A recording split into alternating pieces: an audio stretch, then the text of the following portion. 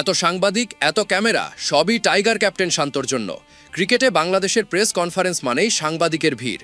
সাম্প্রতিক football উন্মাদনায় cricket কিছুটা আড়ালে গেলেও তা কখনো শেষ হয়নি, বরং ক্রিকেটই বাংলাদেশের প্রাণ, ভালোবাসা। ফুটবলের জোয়ারে ভেসে গেলেও শেষ পর্যন্ত সবাই ফিরে ক্রিকেটেই। এটাই আমাদের চিরচেনা অনুভব, চিরন্তন ভালোবাসা।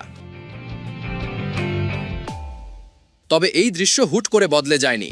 গেল কয়েকদিন ফুটবল ঘিরেই ছিল যত আলোচনা। বাংলাদেশ সিঙ্গাপুর ম্যাচ, হামজাদের দারুণ পারফরম্যান্স, সবাই যেন ক্রিকেট ভুলেই গিয়েছিল। এমনকি জাতীয় দলের প্র্যাকটিসেও উপস্থিত থাকতেন মাত্র হাতে গোনা কয়েকজন সাংবাদিক। মিডিয়ার আলো ছুটেছে ফুটবলের পেছনে। তবুও সত্যি হলো, ক্রিকেট কখনো হারিয়ে যায় না। সাকিব, তামিমদের ঘিরে যে আবেগ, সেটা সময়ের সাথে মুছে যায় না।